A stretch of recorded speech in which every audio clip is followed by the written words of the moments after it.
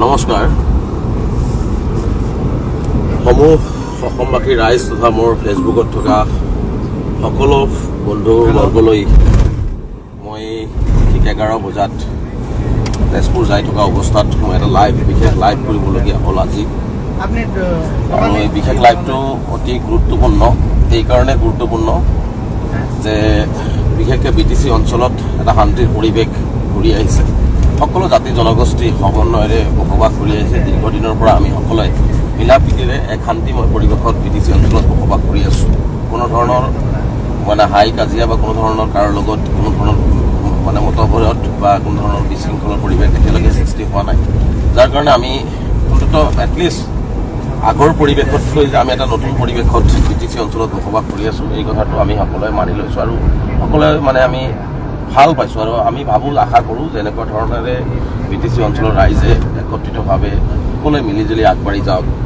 কিন্তু আজি এই বিশেষ লাইভটো অহাৰ কাৰণ হ'ল যে আজি কেইবাদিনৰ পৰা, বিশেষকৈ কেইবা মাহৰ পৰা BTC অঞ্চলৰ এজন ইয়াম নিজকে অসমৰ মুখ্যমন্ত্ৰীতকৈ ওপৰত বুলি ভবা বা BTC প্ৰধান প্ৰমোদ বড়ো ডাঙৰীয়াতকৈও তেওঁ ডাঙৰ বুলি ভবা এজন নেতা, যাৰ কোনো অস্তিত্ব নাই, যাৰ কোনো ধৰণৰ সামাজিক সচেতনতা নাই, সেইজন ব্যক্তি হৈছে অৰূপ কুমাৰ দে। তেওঁ এটাৰ পিছত এটা অসম বিশেষকৈ BTC অঞ্চলত সাম্প্ৰদায়িক বিষয়বস্তু বিয়পাই হিন্দু মুছলমান কৰি তেওঁ BTC অঞ্চলত পুনৰবাৰ এক অশান্তময় BTC অঞ্চল হিচাপে প্ৰতিষ্ঠিত কৰিবৰ কাৰণে অহৰহভাৱে চেষ্টা কৰি আছে। কাৰণ ৰাজনৈতিকভাৱে তেওঁৰ ৰাজনৈতিক উদ্দেশ্য সফল কৰিবৰ কাৰণে এনেকুৱা ধৰণৰ নিকৃষ্টতম পন্থা তেওঁ লৈ আছে। ইয়াৰ আগতেও এটা ঘৰুৱা মাৰপিটৰ কাজিয়াক লৈ তেখেতে যি ধৰণে এটা প্ৰপগাণ্ডা সৃষ্টি কৰিব বিচাৰিছিলে, BTC অঞ্চলবাসী ৰাইজে সকলো জাতি জনগোষ্ঠীটো নস্যাৎ কৰাৰ পিছত মুখ থেকেচা খালে।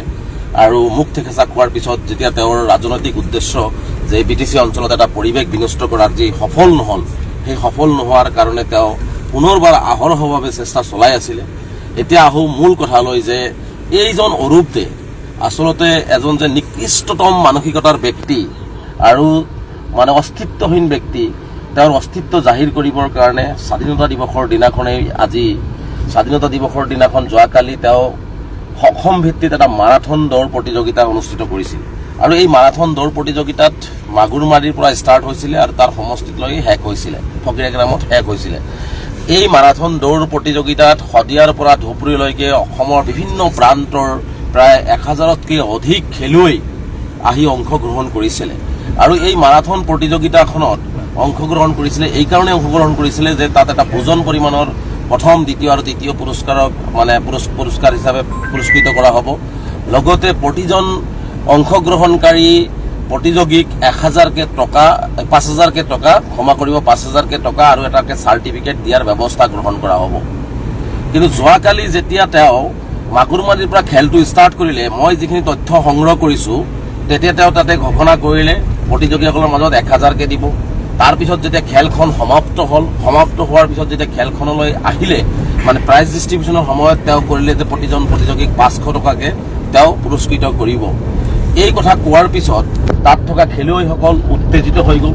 আৰু খেলুৱৈসকল উত্তেজিত হৈ তাতে তেওঁৰ যি মিছাৰ আশ্ৰয় ল'লে, যে তেওঁ মিথ্যাচাৰৰ আশ্ৰয় ল'লে, তেওঁ যি ৰাজনৈতিক উদ্দেশ্য আগত ৰাখি খেল পাতিছিলে, সেই উদ্দেশ্য যেতিয়া মানুহে গম পাই খেলুৱৈসকলৰ শদিয়াৰ পৰা ধুবুৰীলৈকে দূৰ দূৰণিৰ পৰা অহা খেলুৱৈসকলে অধিষ্ঠিত হৈ গ'ল।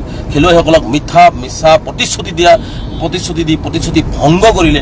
ভংগ কৰাৰ ফলত খেলুৱৈসকলে তাতে তেওঁৰ এটা পৰিৱেশ তেওঁলোকে ক্ৰিয়েট কৰিলে। আৰু য'ত নেকি তেওঁলোকৰ ষ্টেজ বা কিবা ভাঙচুৰ হ'ল বা কাৰো ওপৰত আক্ৰমণ হৈছে বুলি আমি ইতিমধ্যে ভিডিঅ' ফুটেজত কিছু কথা দেখিবলৈ পাইছোঁ।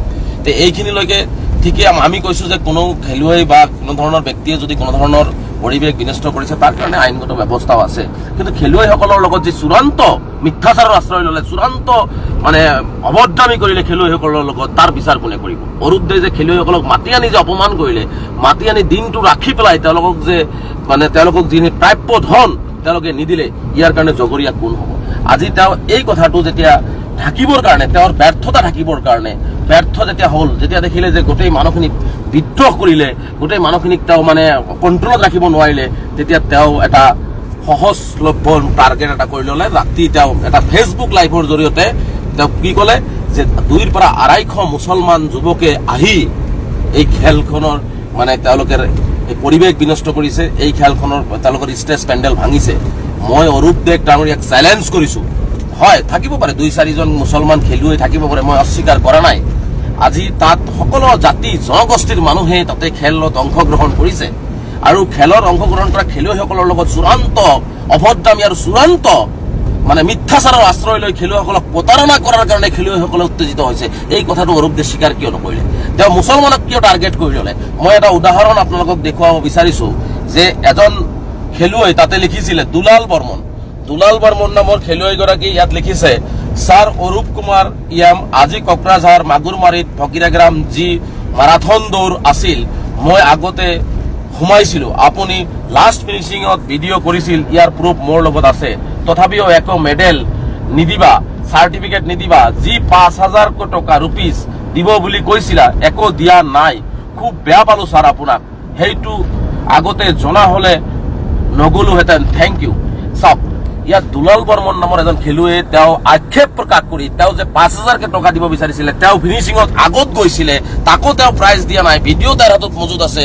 এজন দুলাল বৰ্মন নামৰ এজন যুৱ খেলুৱৈয়ে এই কথাটো ফেচবুক যোগে সামাজিক মাধ্যম যোগে তেওঁ আক্ষেপ প্ৰকাশ কৰিছে।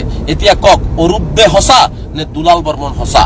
এই কথাটো অৰূপ দে স্পষ্ট কৰিব লাগে। মই স্পষ্টকৈ কৈছোঁ যে ইয়াত কোনো ধৰণৰ মুছলমানসকলে গৈ কোনো ধৰণৰ উত্তেজনা কৰা নাই, কাৰণ তাতে যি গেঞ্জি দিয়া হৈছে, তাত যি ধৰণে তেওঁলোকৰ পোছাক দিয়া হৈছে, সেইখিনি অৰূপ দেৰ পৰা যোগাৰ কৰা হৈছে। আৰু আমি জানো যে অৰূপ দে সংখ্যালঘু মুছলমানসকলক তেওঁ আগভাগ ল'বলৈ নিদিয়ে, গতিকে তাত মুছলমানসকলে যোৱাৰ প্ৰশ্নই আহিব নোৱাৰে।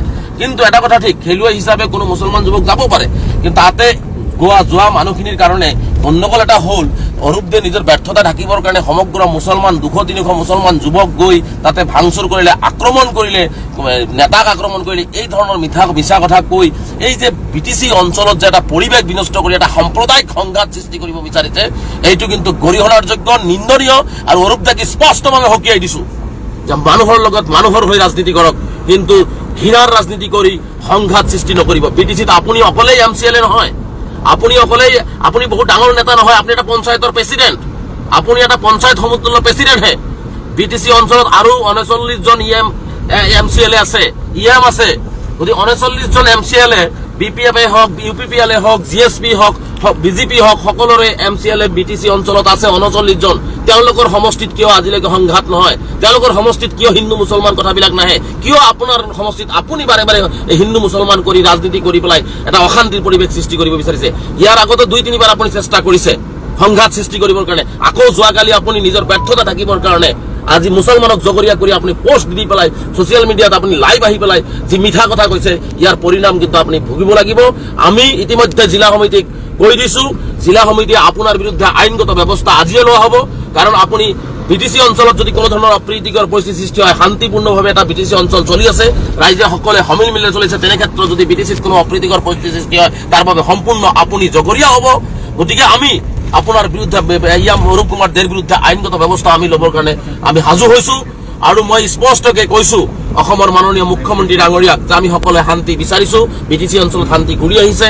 BTCৰ প্ৰমোদ বড়ো ডাঙৰীয়াক আমি বিনম্ৰতাৰ আহ্বান জনাইছোঁ যে এইজন ব্যক্তি 39জন ব্যক্তিৰ লগত কোনো ধৰণৰ কাজিয়া নহয়, কোনো ধৰণৰ হিন্দু মুছলমান নহয়, কিন্তু ইয়াম অৰূপ কুমাৰ দে বাৰে বাৰে হিন্দু মুছলমান কৰি সমগ্ৰ BTCত পুনৰবাৰ এটা অশান্তিৰ যে সৃষ্টি কৰিব বিচাৰিছে, এই কথাটো মই ভাবোঁ অসমৰ মুখ্যমন্ত্ৰী ডাঙৰীয়াই নজৰ দিয়াটো উচিত। আমাৰ BTC প্ৰধান প্ৰমোদ বড়ো ডাঙৰীয়াইটো নজৰ দিয়াটো উচিত, কাৰণ আমি সকলোৱে শান্তি বিচাৰিছোঁ। কিন্তু এই শান্তিময় পৰিৱেশ এটাক অশান্তিৰ সৃষ্টি কৰিব পৰা এজন ব্যক্তিৰ কাৰণে যাতে BTC অঞ্চল পুনৰবাৰ অশান্ত নহয়, আৰু তেওঁ যিটো অপচেষ্টা কৰি আছে, এই অপচেষ্টাক আমি সকলোৱে মহিমূৰ কৰিব লাগিব। সেইকাৰণে মই প্ৰমোদ বড়ো ডাঙৰীয়া আৰু বিশেষকৈ অসমৰ মাননীয় মুখ্যমন্ত্ৰী গৃহ বিভাগৰ দায়িত্বত থকা আৰু DGP মহোদয়কে মই আহ্বান জনাইছোঁ যে এওঁৰ বিৰুদ্ধে সমত কেছ ল'ব লাগে, এওঁৰ বিৰুদ্ধে নিজাববীয়া কেছ ল'ব লাগে। অসম চৰকাৰে, BTC চৰকাৰে ইয়াৰ বিৰুদ্ধে নিজাববীয়া কেছ ৰুজু কৰিব লাগে, যে এই মানুহজনে বাৰে বাৰে বাৰে বাৰে তেওঁ হিন্দু মুছলমান সংঘাত সৃষ্টি কৰিবৰ কাৰণে চেষ্টা কৰি আছে। গতিকে মই পুনৰবাৰ এই ফেচবুক লাইভৰ জৰিয়তে অসমৰ মুখ্যমন্ত্ৰী আৰু প্ৰমোদ বড়ো ডাঙৰীয়াক আহ্বান জনাইছোঁ যে এই অৰূপ কুমাৰ দেৰ বিৰুদ্ধে ব্যৱস্থা হ'ব লাগে। মই আকৌ কৈছোঁ, যদি কোনো মুছলমান যুৱকে যদি কোনো ধৰণৰ বেয়া কাম কৰিছে, তাত আইনগতভাৱে ব্যৱস্থা গ্ৰহণ কৰা হওক, আইনগতভাৱে ব্যৱস্থা হ'ব, সেইটো ডাঙৰ কথা নাই। কিন্তু য'ত মুছলমান যুৱকসকলে অংশগ্ৰহণে কৰা নাই, য'ত এজন দুজন অংশগ্ৰহণ কৰিছে, কিন্তু সমগ্ৰ বিভিন্ন জাতি জনগোষ্ঠীৰ মানুহ অংশগ্ৰহণ কৰিছে। খেলুৱৈসকলৰ লগত 5,000 টকাকে দিয়াৰ কথা কৈ মিছা কথা কৈ তেওঁক শদিয়াৰ পৰা ধুবুৰীৰ পৰা মাতি লৈ গৈছে। তেওঁলোকক চাৰ্টিফিকেট পৰ্যন্ত দিয়া হোৱা নাই, 5,000 টকা দিয়া হোৱা নাই, খেলত প্ৰাইজ পোৱা ব্যক্তিসকলক প্ৰাইজ দিয়া হোৱা নাই। গতিকে এইখিনি যে মিছাৰ আশ্ৰয় লৈ পেলাই তেওঁ যে নকৰিলে, তাৰ ব্যৱস্থাও কিন্তু অসম চৰকাৰ আৰু BTC প্ৰধানে কৰিব লাগিব। আৰু কোকৰাঝাৰৰ আৰক্ষী অধীক্ষকগৰাকীক আহ্বান জনাইছো যে হাত হাউতি বহি নাথাকি অৰূপ কুমাৰ দেৰ যি অপচেষ্টা, এই অপচেষ্টা বন্ধ যদি অচিৰেই নকৰে তেনেহলে কিন্তু পৰিৱেশ বিনষ্ট হ'ব। আমি পুনৰবাৰ কৈছো যে যদি সংখ্যালঘু সমাজৰ কোনো ব্যক্তিয়ে কিবা কৰিছে, মই অসম চৰকাৰকো কৈছো, BTC চৰকাৰকো কৈছো, আমাক মাতক, আমি আলোচনাত বহিবৰ কাৰণে সাজু আছো, ক'ত কোনে কি ধৰণৰ কাম কৰিছে। কিন্তু এনেই অযথাই অসমৰ মুছলমানসকলক, বিশেষকৈ BTCৰ মুছলমানসকলক আৰু এটা জেগাতেই বাৰে বাৰে ফকীৰাগ্ৰাম অঞ্চলতেই তেওঁ বাৰে বাৰে এই ধৰণৰ কথা বাৰ্তাবিলাক উত্থাপন কৰাৰ উদ্দেশ্যটো কি? তাৰমানে ফকীৰাগ্ৰাম অঞ্চলৰ পৰা ইয়াম অৰূপ কুমাৰ দে পুনৰবাৰ MCLA হ'বৰ কাৰণে ৰাজনীতি কৰি, ঘৃণনীয় ৰাজনীতি কৰি তেওঁ মানে আমাৰ মাজত এটা বিভেদ সৃষ্টি কৰি, সংখ্যাগুৰু সংখ্যালঘু ভাগ কৰি এটা মানে তেওঁৰ ফালে এটা সংখ্যাগুৰুৰ সমৰ্থন ল'বৰ কাৰণে যি চেষ্টা কৰি মানুহৰ মাজত সংঘাত সৃষ্টি কৰিব বিচাৰিছে, এইটো বন্ধ কৰিবই লাগিব। আৰু অৰূপ কুমাৰ দেক স্পষ্টকৈ কৈছো, আপুনি বহুত ডাঙৰ মানুহ নহয়, আপুনি বহুত ডাঙৰ লিডাৰ হৈ যোৱা নাই, আপুনি এটা পঞ্চায়তৰ প্ৰেচিডেণ্টৰ সমতুল্য ব্যক্তিহে। আৰু আপুনি যধে মধে এনেকুৱা ধৰণৰ মিছাৰ আশ্ৰয় লৈ সংঘাত সৃষ্টি কৰিব পৰা, BTC অঞ্চলত শান্তি বিনষ্ট কৰিব পৰা বক্তব্য নিদিবৰ কাৰণে আপোনাক স্পষ্টভাৱে শেষবাৰৰ বাবে সকীয়াই দিছো। আৰু আপোনাৰ বিৰুদ্ধে আমি আইনগত ব্যৱস্থা ল'বৰ কাৰণে সাজু আছো। আৰু অসম BTC অঞ্চলবাসী ৰাইজক মই আহ্বান জনাইছো, সি মুছলমানেই হওক, বড়োই হওক, ৰাভাই হওক, খ্ৰীষ্টানেই হওক, ৰাজবংশী হওক, সকলো ভাই বন্ধুসকলক মই বিনম্ৰতাৰে আহ্বান জনাইছো যে আমি সকলোৱে BTC অঞ্চলত শান্তি সম্প্ৰীতি বজাই ৰাখিব লাগিব, আমি ঐক্য সম্প্ৰীতি বজাই ৰাখিব লাগিব। এনেকুৱা ধৰণৰ নিকৃষ্ট মানসিকতাৰ অৰূপদেৰ পৰা আমি বাচি থাকিব লাগিব। কাৰণ 39 জন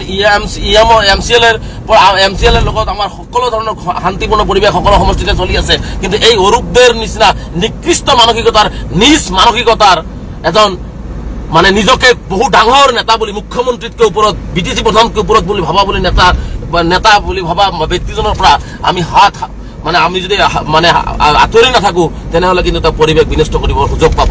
গতিকে মই BTCৰ সৰ্বধৰ্মৰ ৰাইজক আহ্বান জনাইছো যে যোৱাকালি খেলুৱৈসকলৰ লগত যি কৰিলে অৰূপ কুমাৰ দে, তাৰ বিচাৰ হ'ব লাগিব।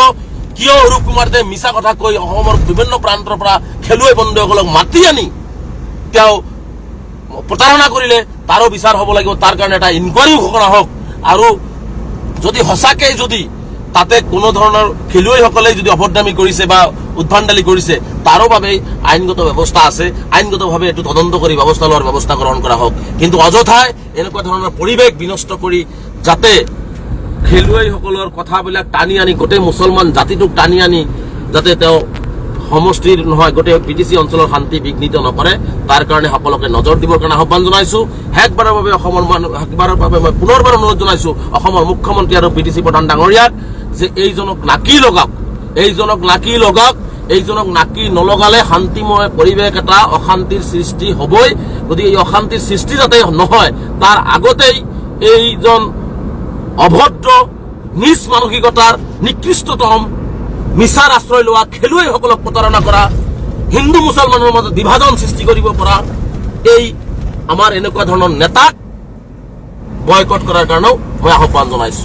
গতিকে মই শেষত অৰূপ দেকো কৈছো, অৰূপ দে ডাঙৰীয়া, আপুনি আপোনাৰ ঠাইত ৰাজনীতি কৰি আছে, ৰাজনীতি কৰক, মানুহৰ হৈ ৰাজনীতি কৰক, উন্নয়নৰ হৈ ৰাজনীতি কৰক, কিন্তু শান্তি সম্প্ৰীতি ধ্বংসৰ ৰাজনীতি আপুনি কৰিলে আমি মানি নলওঁ।